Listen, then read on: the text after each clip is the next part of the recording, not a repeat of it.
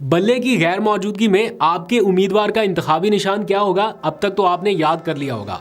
लेकिन अगर आप ये भी देखना चाहते हैं कि उस दिन यानी पोलिंग डे पर बैलेट पेपर किस तरह का नजर आएगा और उस पर कौन कौन से और निशानात भी होंगे ताकि कंफ्यूजन से बच सके, तो आप ये अभी देख सकते हैं। रहमान रहीम, अस्सलाम वालेकुम। पाकिस्तान और दुनिया भर में देखने और सुनने वालों को अब्दुल कादिर का सलाम। तो जनाब, अब इंतखाबात में सिर्फ 9 दिन का काउंटडाउन बाकी रह गया। ऐसे में सियासी पारा हाई है और बाकी जमातें थोड़ी ठंडी हैं, लेकिन पीटीआई की चढ़ाई है। तो कल की मुल्क की रैलियों के बाद अभी तक आफ्टर शॉक्स का सिलसिला जारी है। कौमी मीडिया आपको दिखाए ना दिखाए, नेशनल मीडिया इसे रिपोर्ट करे ना करे, लेकिन आलमी मीडिया एक बार फिर इसे रिपोर्ट कर रहा है, अपनी हेडलाइंस बना रहा है। ग्राउंड पर सिर्फ पीटीआई दिखाई दे रही है और बाकी जमातें जो हैं वो इश्तिहारों का सहारा ले रही हैं। आज के अगर आपने अखबार देखे हो तो खबरें गायब हैं, सिर्फ इश्तिहारात ही हैं उन सियासी जमातों के, वो भी कुछ ही देर में आपको दिखाता हूँ। लेकिन ओवरऑल अगर कल से अब तक की बात करूँ तो कोई सैकड़ों के करीब कारकुनान गिरफ्तार हुए, पीटीआई के दर्जनों नए मुकदमा दर्ज हो चुके। लेकिन इसके बावजूद ऐसा लग रहा है कि लोग आखिरी 9 दिन का जो काउंटडाउन है या 9 दिन का खेल है, इसके मुकाबले के लिए पूरी तरह तैयार है। कल से अब तक कोई दर्जनों क्लिपिंग्स वायरल हुई हैं जो मैंने देखी हैं और बहुत ही ज़बरदस्त उसमें मनाजर नज़र आ रहे हैं। लेकिन जो क्लिपिंग देखने का मज़ा है वो मियाँ वाली के 2 नौजवानों का जो मोटरसाइकिल पर मुकाबला कर रहे हैं, पीछे पुलिस है। मतलब क्या वो ज़बरदस्त, ऐसा लग रहा है कि फास्ट एंड फ्यूरियस नहीं, फ्लैग एंड फ्यूरियस कोई सीन चल रहा है कि वो झंडे के पीछे पुलिस है और वो इतना वायरल हुआ है, उसको जितनी बार देखो उतना ही ज़बरदस्त लगता है वो क्लिप। तो इसमें किसी की कोई तज़हीक नहीं है, लेकिन स्टिल जिस तरह से चेज़ किया जा रहा है झंडे के पीछे, तो वो बहुत ही अमेजिंग क्लिप लगा अभी तक का। वो मुझे याद आ गया, उस क्लिप को देख के एक नौजवान को खैबर पख्तूनख्वा में पुलिस वालों ने गिरफ्तार किया तो वो गाड़ी की छत में से निकल के हाथ में तस्बीह पकड़ी थी, वो जैसे भागा वो भी बड़ा ज़बरदस्त था। खैर, इस सारे मामले में जो कुछ भी हो रहा है, ये मुकाबला है या जिस तरह से कैंपेन हो रही है, पीटीआई की सोशल मीडिया ने कुछ नई स्ट्रेटजीज लॉन्च कर दी हैं और कुछ 1-2 दिनों में होने वाली हैं। आखिरी दिनों का इंतज़ार किए बगैर आज से आप अपना इंतखाबी निशान याद करना शुरू कर दें। अगर आप ये सोच रहे हैं कि शायद आखिरी दिन में या इलेक्शन से पहले या पोलिंग डे जाते हुए आप कहीं सर्च कर लेंगे इंतखाबी निशान कौन सा है, तो आपको मुश्किल पेश आ सकती है, मुमकिन है इंटरनेट की बंदिश की वजह से। उसके लिए बहुत सारे ऑप्शंस हैं, ऑफलाइन एप्लीकेशन भी है, काफ़ी कुछ हो रहा है। लेकिन स्टिल अगर आप पहले से रजिस्टर कर लें तो वो ज़्यादा बेहतर है। इसी के साथ साथ एक और लेटेस्ट डेवलपमेंट या आपकी सहूलत के लिए एक कुछ नई दिलचस्प इनोवेशन की गई है पीटीआई की सोशल मीडिया की टीम की तरफ से। अभी कुछ ही देर में आपके सामने रखता हूं, लेकिन पहले थोड़ा सा जिक्र कल की रैलियों के हवाले से जो अब तक के आफ्टर शॉक्स आ रहे हैं। जो लेटेस्ट डेवलपमेंट है वो ये कि फ़ायदा पीटीआई को ये हुआ, वैसे तो कारकुनान गिरफ्तार, मुकदमा वो भी हुआ है, लेकिन जो उनकी रूपोश क़यादत थी या रूपोश लोग थे जो बड़े अरसे से, जिनकी दाढ़ियाँ भी बढ़ गई और इंतज़ार में थे कि उन्हें कोई मौका मिले और वो वापस आएँ, अब उन लोगों की वापसी हुई है। डेरा गाजी खान में हमने देखा जरताज गुल आज अपने लोगों के दरमियान वापस आ गई और उन्होंने जिस तरह से पाक फ़ौज के हक़ में नारेबाजी की, इमरान खान के हक़ में नारेबाजी की, वो मनाज़र बड़े ज़बरदस्त हैं। और मेरा ख़्याल है वक्त की ज़रूरत भी ये है कि आप क्लैश को मज़ीद बढ़ाने की बजाय या रिफ्ट को मज़ीद बढ़ाने की बजाय इसी किस्म की बात करें, यही सुलझा हुआ पैगाम थे जो उन्होंने दिया है। बिकॉज़ स्टेट के अगेंस्ट जाके या आप इस तरह से कोई ऐसा नैरेटिव अपना के तो आप आगे नहीं बढ़ सकेंगे, मुश्किलात बढ़ती जाएंगी। तो ये बड़ा अच्छा है, मुल्क भी मेरी, फ़ौज भी मेरी, इस किस्म का मैसेज जो है वो बड़ा पॉजिटिव है। और फिर मैंने देखा सोशल मीडिया के कारकुनान, पीटीआई के जो कारकुनान है सोशल मीडिया पर, वो फ़ौज के साथ इजहार मोहब्बत के लिए जिस किस्म की क्लिपिंग्स आज वायरल कर रहे हैं या वो दिखा रहे हैं कि हमारा मैसेज क्या है, ये भी एक बड़ी पॉजिटिव डेवलपमेंट है। किसी के ऊपर कोई तनकीद किए बगैर आप मोहब्बत का पैगाम भी आगे बढ़ा सकते हैं। एनीवेज़, फिर लाहौर से मैंने देखा शेख इम्तियाज़ साहब, वो मैं उनको कुछ ज़्यादा जानता नहीं हूँ, लेकिन उनकी बड़ी हुई दाढ़ी देख के, बड़े हुए बाल देख के, तो मैंने उनकी पुरानी तस्वीर देखी तो मुझे अंदाज़ा हुआ कि इस शख्स ने पिछले कुछ महीने किस अजियत में गुजारे होंगे। वो भी बाहर निकले। फिर लाहौर से यासिर गिलानी, मैं उनको एक आध बार ही मिला हूँ, ज़्यादा नहीं मिला, मेरी उनसे कोई मुलाकातें नहीं है, लेकिन यासिर गिलानी ने और उनके ख़ानदान ने भी बड़ी मुश्किलात बर्दाश्त की और मुझे ज़ाती तौर पर यह इल्म है कि यासिर गिलानी के वालिद साहब फ़ौत हो गए और वो उनके जनाजे में किस मुश्किलात का सामना करते हुए पहुँचे और उनको पता नहीं गालबन देख भी सके या नहीं देख सके, क्या हुआ उनके साथ, वो माजरा खैर एक डिफरेंट, लेकिन लोगों ने इस किस्म की कुर्बानियाँ दी हैं। और अब यासिर गिलानी भी मंजर आम पे आए, उनके घर में कितने छापे हुए, कितने बार उनकी फैमिली को हरासा किया गया पुलिस की तरफ से, वो अगर मैं आपको एक एक बताने लगूँ वाक़या तो बहुत लंबा हो जाएगा व्लॉग। बहरहाल इस किस्म के लोग हैं जो अब मंजर आम पर आए हैं। फिर इस्लामाबाद से आमिर मुग़ल, उनके साथ भी काफ़ी कुछ हो चुका। उन्होंने भी अपना माल दौलत जायदाद, अपने बच्चे, इवन उनके छोटे छोटे बच्चे जो हैं वो भी रिपोर्टेडली या उनके बकौल के पुलिस उनको भी पकड़ के ले गई थी। तो उन्होंने भी काफ़ी कुर्बानी दी, आज वो भी मंजर आम पर नजर आए। तो मुहिम जो है वो बड़ी ज़बरदस्त अंदाज से जारी है।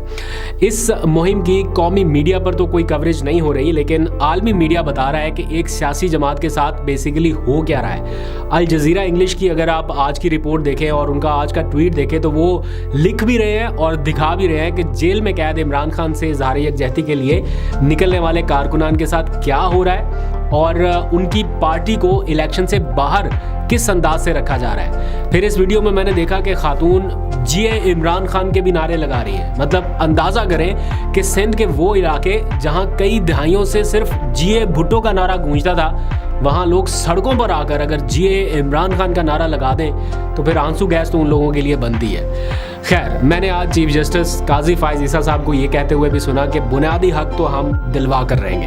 अल्लाह करे ऐसा ही हो। किस केस में कहा और आज की क्या अदालती कार्रवाई रही, कुछ उसके ऊपर भी बात करनी है, थोड़ी देर में करता हूँ। आज मिलिट्री कोर्ट्स की समाअत करने वाला जो बेंच है वो भी टूट गया है और कुछ अहम केसेस थे। आज के पूरे दिन की वो कार्रवाई भी रखूंगा, लेकिन पहले ज़रा सा जिक्र पीटीआई की आज की डिजिटल इलेक्शन स्ट्रेटजी के हवाले से।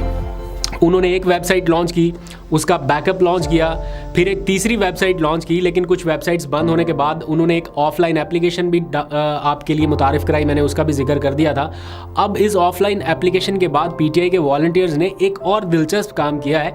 azadvote.com के नाम से एक वेबसाइट जो है वो इस अंदाज से बिल्ड की गई है जिसमें आप इंतखाबी निशान के साथ साथ आप अपना पूरा बैलेट पेपर भी देख सकते हैं कि उस दिन जब आप इलेक्शन के लिए वोट डालने पोलिंग स्टेशन जाएंगे तो बैलेट पेपर किस तरह का नज़र आएगा, उस पर आपका जो या पीटीआई का जो उम्मीदवार है उसका निशान कौन सा होगा और साथ और उम्मीदवार के नाम और निशान कौन से होंगे। तो आपको बड़ा आसान होगा ये जज कर पाना कि आपने किसको वोट डालना है। तो ये आपकी सहूलत के लिए एक वेबसाइट जो है वो ना सिर्फ डिज़ाइन की गई है बल्कि तैयार हो चुकी है। उसमें पहले तो था ना कि सिर्फ नाम और निशान आता था, अब नाम भी आएगा, निशान भी आएगा, पूरा बैलेट पेपर भी आएगा, नक्शा भी आएगा, व्हाट्सएप ग्रुप भी आएगा, बहुत सारी डिटेल आपको एक ही जगह पे मिल जाएगी। लेकिन मैं यहाँ पर ये क्लियर कर दूँ कि अभी ये ऑफिशियली लॉन्च नहीं हुई, ये सिर्फ ऑफिशियली सपोर्ट की जा रही है, यानी ऑफिशियल जो लोग हैं वो इस वेबसाइट को सपोर्ट कर रहे हैं और इसकी तैयारी में अपना पूरा मदद जो है वो भी फ्राहम कर रहे हैं और अपना नाम निशान और जो कुछ बैकअप सपोर्ट है वो दे रहे हैं। तो इसमें कुछ टेक्निकल फ्लॉज ज़रूर हैं, अभी बाकी हैं, लेकिन ये एक आध दिन में जैसे ही फाइनलाइज होगी तो इसकी भरपूर मार्केटिंग जो है वो कर दी जाएगी और इसके ऊपर जो ऑफिशियल लोग हैं पीटीआई सोशल मीडिया टीम के वो ऑन बोर्ड हैं, उनके इल्म में है। और मैंने खुद ये ऑब्जर्व किया कि जो ऑफिशियल लोग हैं वो चाहते हैं कि जितनी जल्दी ये वेबसाइट मुकम्मल हो जाए उतनी जल्दी इसकी मार्केटिंग जो है वो शुरू कर दी जाए, क्योंकि अब दिन कम रह गए हैं। तो इसलिए आपके लिए बड़ी सहूलत हो जाएगी, नक्शा वगैरह भी, व्हाट्सएप ग्रुप भी, सब कुछ आपको इसी में मिल जाएगा। फिर पीटीआई ने आज एक और काम किया इलेक्शन स्ट्रेटजी के लिए कि इमरान खान की उनकी गिरफ्तारी से पहले हाल ही में की गई जितनी तकारीर थी उनको आज फिर से नशर करने का काम शुरू कर दिया गया। यानी जब तक इलेक्शन रहेगा 8 फरवरी तक उनकी ये पुरानी तकारीर जो है, जो बहुत पुरानी नहीं, हाल ही में जो जलसे उन्होंने शुरू किए थे उसमें उनकी जो तकारीर है उसे नशर करने का ऐलान किया गया है और गालबन नशर करना शुरू कर दी गई है। ये सिलसिला भी जब तक इलेक्शन ख़त्म नहीं होते जारी रहेगा। फिर आम इंतखाबात 2024 के लिए पाकिस्तान तहरीक इंसाफ का जो मंशूर है उसके जो की पॉइंट्स हैं उनको भी ऑनलाइन और अपनी वेबसाइट्स और ऑफिशियल पेजेस के ऊपर जारी कर दिया गया है। अगर आप देखना चाहें तो देख सकते हैं। बाकी जमातों के मंशूर भी आ रहे हैं। नून लीग का मंशूर आपने देखा, ना शहबाज ना मरियम, बस पाकिस्तान को नवाज दो और कुछ नहीं चाहिए, बस पाकिस्तान को नवाज चाहिए, ये उनका मंशूर है। फिर वो उनके मंशूर में जो मेन पॉइंट है वो ये कि नवाज शरीफ की 2017 से पहले की जो कीमतें थी वो बताते हैं कि 2017 से पहले ये कीमतें थी। भाई के जो 16 महीने की हुकूमत है उसको वो कंसीडर नहीं कर रहे, उसको उन्होंने निकाल दिया अपने मंशूर से, क्योंकि वो कारकर्दगी जो है वो दिखाने के और बताने के शायद काबिल नहीं है। तहरीक इंसाफ का जो मंशूर है वो वज़ीर आज़म का बराह रास्त इंतखाब एक ऐसी इस्लाहात की तरफ निशानदही करता है जो इस मुल्क के असल मसाइल की वजह है, ताकि बिल्कुल बराह रास्त कर दी जाए लोगों के कंट्रोल से। ये जो बिकने वाले लोग हैं, लोटे हैं, ज़मीर फरोश हैं, इनके इक़्तिदार से, इनके इख्तियार से ये चीज़ निकाल दी जाए। बराह रास्त आपके वोटों से वज़ीर आज़म मुंतखब हो, ये मंशूर है पीटीआई का। फिर कौमी असम्बली की मुद्दत 4 साल, ये मैं कल के व्लॉग में बता चुका हूँ। सेनेट की मुद्दत 6 साल से कम करके 5 साल, और जो सेनेट के अरकान हैं उनका भी बराह रास्त इंतखाब, ताकि हॉर्स ट्रेडिंग ना हो सके। इन इस्लाहात को कोई और दूसरी जमात क्यों सपोर्ट नहीं करती? मेरा एक क्वेश्चन है आम पाकिस्तानी के तौर पे कि ये बराह रास्त सिर्फ पीटीआई को तो बेनिफिट नहीं कर रही ना, ये तो हर उस शख्स को बेनिफिट करेगी जो सिस्टम में शफाफियत पर यकीन रखता है। तो क्या सिर्फ पीटीआई ही ऐसी वाहिद जमात है जिसने ठेका ले रखा है कि शफाफ अंदाज से उन्होंने इलेक्शन में जाना है या शफाफियत बढ़ानी आगे? क्यों शो ऑफ हैंड के जरिए नहीं होता? क्यों ये ज़मीरों की मंडियाँ लगती हैं? क्यों इसका तदारुक नहीं अब तक हो सका? या क्यों किसी सुप्रीम कोर्ट ने या किसी हाई कोर्ट ने इसके ऊपर अभी तक ऑब्जर्वेशन दे के पाबंदी नहीं लगा दी कि जनाब खुफिया राय शुमारी नहीं होगी? क्योंकि खुफिया राय शुमारी से मंडियाँ लगती हैं और अवाम के वोटों का सौदा बीच चुराए होता है। ये फैक्ट है, हम इसको देख चुके हैं, पूरी कौम ने इसको देखा।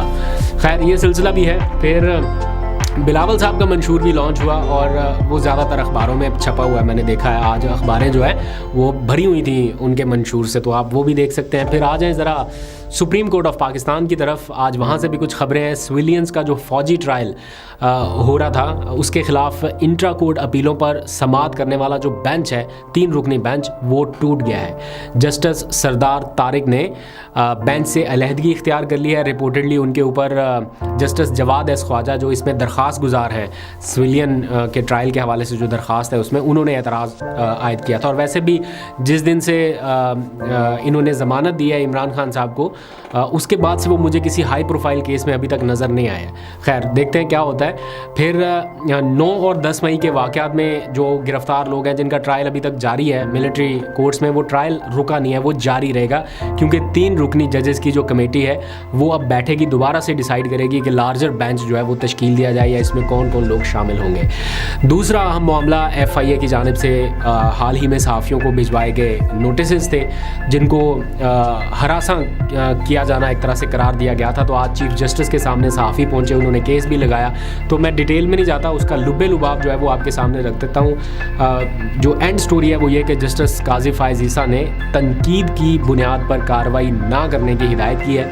उन्होंने कहा है कि गालम गलोच और तज़हीक का मामला बिल्कुल अलग रखें, और जिन्होंने खाली तनकीद की है उनके जो केसेस हैं वो आप बेशक जो उनको नोटिस भेजे गए हैं सहाफ़ियों को वो आप वापस ले सकते हैं। जस्टिस मोहम्मद अली मज़हर ने यूट्यूब और उनके ऊपर जो गुमराह कुन थंबनेल्स हैं उनका मामला उठाया, एतराज़ किया उसके ऊपर, और ये बड़ी दुरुस्त बात है। लोग ऐसी ऐसी चीज़ें दिखाते हैं, बल्कि सोशल मीडिया पे यूट्यूब के ऊपर ही एक चैनल है, अगर आप उसके थंबनेल देखें तो वो जिस किस्म के एक होता है ना दिलचस्प थंबनेल, या एक होता है कि बस गलत बयानी करना, एक होता है कि बियॉन्ड रेड लाइन जाके और किस किस्म की लाइनें लिख देते हैं, बड़ा हैरान कुन है। और वो देखा भी हमने कि कई बार वो लिख देते हैं कि जनाब किसी को गोली मार दी, किसी को पता नहीं क्या हो गया, धमाके से उड़ा दिया, चीफ जस्टिस ने इमरान खान को रिहा करा के गाड़ी में बिठा लिया, समथिंग लाइक दैट। तो वो बड़ी अजीब व गरीब सी चीज़ें आ जाती हैं, तो उसको हम भी कंडेम करते हैं। ऐसा नहीं होना चाहिए, ना अपने व्यूअर्स के साथ आपको ये बेईमानी करनी चाहिए, ना उनको गुमराह करना चाहिए। इससे थोड़े से व्यूज़ तो मिलते हैं लेकिन ओवरऑल नुकसान आपका और कम्युनिटी का होता है। फिर जस्टिस मुसर्रत हिलाली ने आज कहा कि, बल्कि वाज़े तौर पर वो मीडिया के ऊपर काफ़ी सोशल मीडिया पर बरहम दिखाई दी, और उन्होंने कहा कि आर्टिकल 19 का ख्याल है जो कि इज़हार आज़ादी राय के हवाले से है, तो फिर आर्टिकल 14 का भी ख्याल करें। तो गालबन उनका शिकवा है सोशल मीडिया से कि वो उन्होंने इदारों को बड़ा नुकसान पहुंचाया, लेकिन जो माजी में ट्रेंड्स रहे हैं एक दूसरी जमात की जानिब से अदलिया के ख़िलाफ़, इदारों के ख़िलाफ़, उनको भी फिर उसी तरह से परखना चाहिए। आखिर में एक बुरी खबर काला धन रखने वालों के लिए और बड़ी शानदार खबर ओवरऑल पाकिस्तान के लिए वो ये कि स्टेट बैंक ने तमाम मालियत के नए करेंसी नोट लाने का ऐलान कर दिया है। यानी अगर किसी ने बहुत बड़े पैमाने पर अपने तय खानों में पाकिस्तानी करेंसी छुपा रखी है तो उन्हें हर हाल में वो निकाल के बैंकों तक ले जानी पड़ेगी, अदरवाइज़ नए नोट आने तक वो सब बेकार हो जाएंगे। तो मार्च तक का टाइम दिया गया है, मार्च में पाकिस्तान में नए करेंसी नोट आ जाएंगे। उससे भी शानदार ऐलान ये होना चाहिए कि 5000 का जो नोट है उसके ऊपर पाबंदी आयद हो जाए, वो बंद हो जाए, वो ख़त्म हो जाए, तो पाकिस्तान से आधी रिश्वत और आधे हमारे जो मुआशी मसाइल हैं वो भी कम हो